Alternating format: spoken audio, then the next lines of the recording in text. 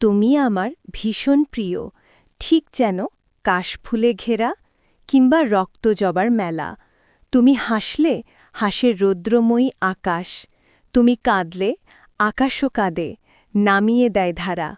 তোমার নামে লিখেছি কবিতা, লিখেছি হাজারো গান, কখনো শোনানো হয়নি, কবে জোড়াবে প্রাণ। তুমি কি জানো প্রিয়তমা আমার মনের করুণ অবস্থা? কখনো কি শুনেছ এ বুকের ধুকপুকানি? কখনো অনিন্দিতা আর পড়তে পারল না, ডায়েরিটা টেনে নিয়ে গেল, নির্ভীক চোখ দিয়ে যেন অগ্নি ঝরছে। ভয়ে এক হাত পিছিয়ে গেল মেয়েটা, ডায়েরিটা উল্টিয়ে রেখে দিল নির্ভীক। অনিন্দিতা বারবার ফাঁকা ঢোক গিলেছে, নির্ভীকের চোখে মুখে ভয়ঙ্কর রাগ স্পষ্ট হলেও অতি শান্ত কণ্ঠে শুধাল, এখানে কেন এসেছেন অনিন্দিতা? অনিন্দিতা উত্তর দিল না, ভয়ে তার শরীর ঠান্ডা হয়ে গেছে। নির্ভীক আবার বলল, ডায়েরিতে হাত দিয়েছেন কেন? অন্যের জিনিসে হাত দেওয়ার আগে পারমিশনের প্রয়োজন হয়, জানেন না? আমি আসলে কতটুক পড়েছেন? বেশি নয়, শুধু প্রথম পৃষ্ঠা অবধি, কিন্তু তার আগেই আপনি অনেক বেশি পড়ে ফেলেছেন। আমার জিনিসে অন্য কারো হাত দেওয়া একদমই পছন্দ নয়। আপনি আমার রুমে কেন এসেছেন? আমি দেখতে এসেছিলাম আপনাকে। দেখা হয়ে গেছে? অনিন্দিতা মাথা ঝাঁকালো। ঝাঝালোর স্বরে নির্ভীক বলল, তাহলে এখনো দাঁড়িয়ে আছেন কেন? নির্ভীক ভাইয়া, এখানেই থেমে যান, আপনি অন্যায় করেছেন। এই রকম কিছু আবার ঘটলে আমি কঠোর হতে বাধ্য হব। এখনই বেরিয়ে যাবেন। অনিন্দিতা ছলছল নয়নে কিছু বলবে, তার আগে নির্ভীক বলল, কোনো কথা নয়, এখনই চলে যান। অনিন্দিতা এক পলক তাকালো, নির্ভীক তার দিকে ফিরেও তাকালো না। চাপা কান্না নিয়ে অনিন্দিতা স্থান ত্যাগ করল। বর্তমান, এই অনি, কফিটা নিয়ে যা, ঠান্ডা হয়ে যাচ্ছে তো। সাহানার ডাকে চোখ মুছে নিল অনিন্দিতা, অস্ফুট স্বরে বলল, আসছি আম্মু। কিচেন থেকে কফি নিয়ে আবার রুমে চলে আসলো। মাথাটা কেমন ঝিমঝিম করছে। কফি কাপে চুমুক দিয়ে বই নিয়ে বসল। সামনের বছর অ্যাডমিশন টেস্টে যে করেই হোক সিলেক্টেড হতেই হবে। আন্টি, আমি সর্বোচ্চ চেষ্টা করব। তবে অনিন্দিতা বুঝলেই হয়। দেখো বাবা, কিছু করতে পারো কি না? মেয়েটা এমন অভুত ছিল না, আজকাল বেখেয়ালি হয়ে গেছে। এই তো সকালবেলা চা বসিয়ে অন্যদিকে তাকিয়ে কি যেন ভাবছিল, একটুর জন্য আগুন লেগে যায়নি। বিকেলে কফি ফেলে হাত পুড়িয়ে ফেলেছে। এমন করলে তো বড়সড় অঘটন ঘটে যাবে। হ্যাঁ, আমি বুঝাবো যাতে অন্য ভার্সিটিতে অ্যাডমিশন নেয়। তারপর দেখি অনিন্দিতা কি করে। সাহানা স্বস্তির নিঃশ্বাস ফেললেন। যদি মেয়েটার একটু সুবুদ্ধি ঘটে। এনএসইউতেই কেন অ্যাডমিশন নিতে হবে? দেশে আরও অনেক ভার্সিটি রয়েছে। কিন্তু না, সেগুলোতে হবে না। গভীর মনোযোগে বই পড়ার কথা থাকলেও বই পড়ছে না অনিন্দিতা। আতখাওয়া কফিটা ঠান্ডা হয়ে পড়ে আছে। দুচোখের কোণে পানি জমেছে। চাঁদের দিকে তাকিয়ে আছে সে। নির্ভীক মাহাত্তাব। মাহাত্তাব শব্দের অর্থ চাঁদ। নির্ভীক তার কাছে চাঁদই রয়ে গেছে। আর অনিন্দিতা হল সেই গরিব ব্রাহ্মণ। অবশ্য সেটাও ভুল, কারণ গরিব ব্রাহ্মণ রোজ নিয়ম করে চাঁদকে দেখতে পায়। চাঁদ তার থেকে লুকিয়ে থাকে না। আর নির্ভীক তার থেকে লুকিয়ে বাঁচে। প্রায় 10 মিনিট ধরে দাঁড়িয়ে আছে নির্ভীক। একজন জলজান্ত মানুষটি তারই রুমে উপস্থিত, সেদিকে খেয়াল নেই মেয়েটার। তার ভাবনা জুড়ে নির্ভীককে না পাওয়ার বেদনা। 4টে বছর ধরে যার জন্য মরিয়া হয়ে উঠেছে, প্রায় 3টে বছর ধরে পাগলে প্রায় অবস্থা, অথচ নির্ভীক তার দিকে ফিরেও তাকায় না। নির্ভীক খ্যাক করে কেশে অনিন্দিতার মনোযোগ পাওয়ার চেষ্টা করল। অনিন্দিতা ঘুরে তাকাতে বলল, আপনি নাকি 1 বছর গ্যাপ দিচ্ছেন অনিন্দিতা? অনিন্দিতা উঠে দাঁড়াল। নির্ভীককে নিজের ঘরে আশা করেনিও। বিস্ময়ে ফ্যাল ফ্যাল পড়ে তাকিয়ে রইল বেশ কিছুক্ষণ। ঠোঁটের কোণে মৃদু হাসির রেখা। নির্ভীক ভ্রু কুঁচকে তাকাল। আমার কথা শুনতে পাচ্ছেন অনিন্দিতা? অনিন্দিতা হতচকিয়ে উঠল। জামা টেনে নিয়ে ভালো করে ওড়না পেঁচিয়ে বলল, জি। এটা কি ঠিক হচ্ছে? কেন ঠিক নয়? নির্ভীক ঘুরে দাঁড়াল। অনিন্দিতা টেবিল থেকে বই নিতে গিয়ে চোখ পড়ল বুক স্ল্যাফে। মুহূর্তেই রাগ উঠে গেল, প্রতিটা বই ঘেটে দেখতে লাগল।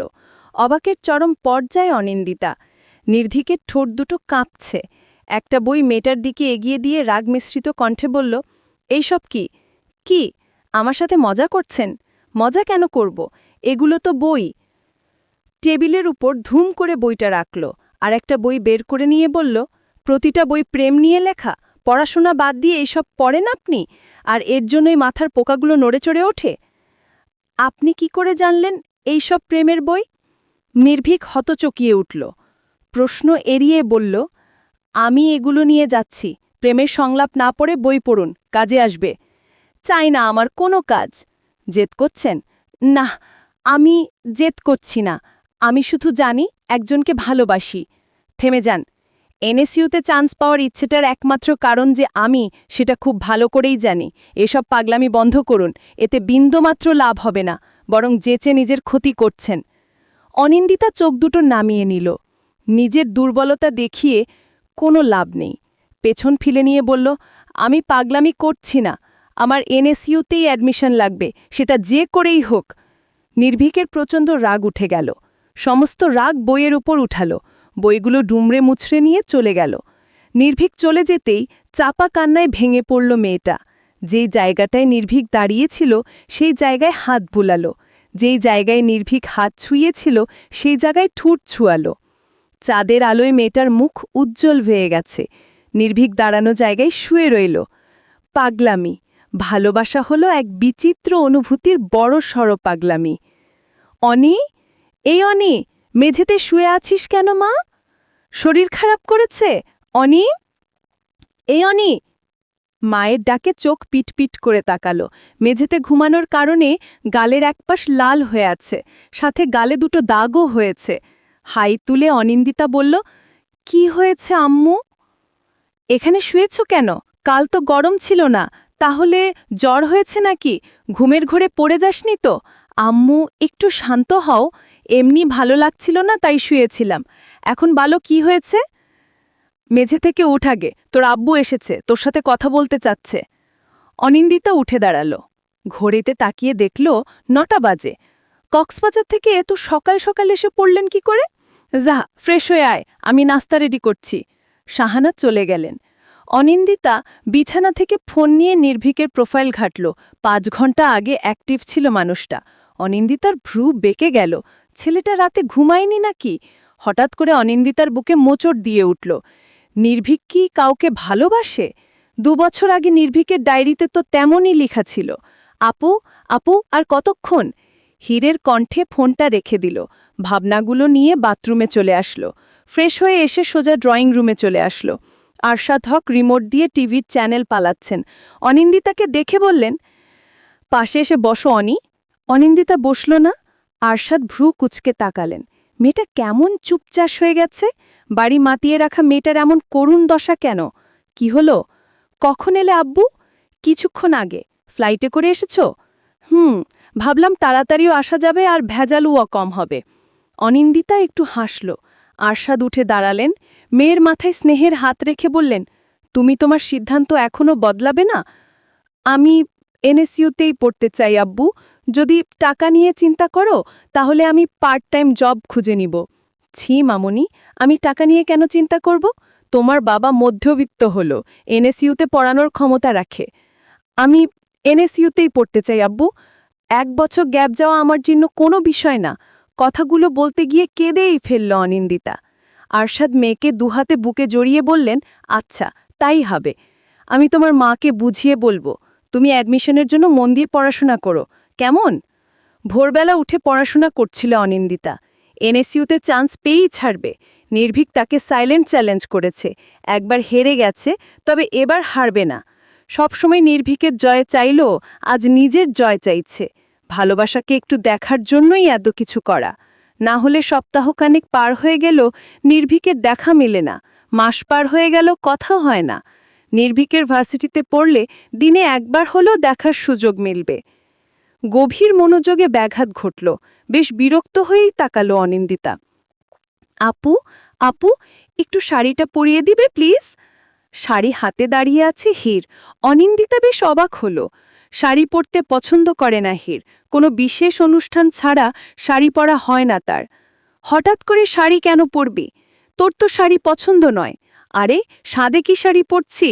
আজ তো আমাদের নবীনবরণ কলেজের ফার্স্ট ডে, ভুলে গেলে? আজ নবীনবরণ?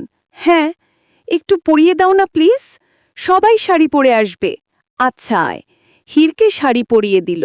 তবে শাড়িটা বেশ পাতলা হওয়ায় শরীরের বেশ কিছু অংশ ফুটে উঠেছে। হীর একটু স্বাস্থ্যবান হওয়াতে শাড়িটা মোটা করে পরানো সম্ভব নয়। অনিন্দিতা দীর্ঘশ্বাস ফেলে বলল, আমি আমার একটা শাড়ি নিয়ে আসছি।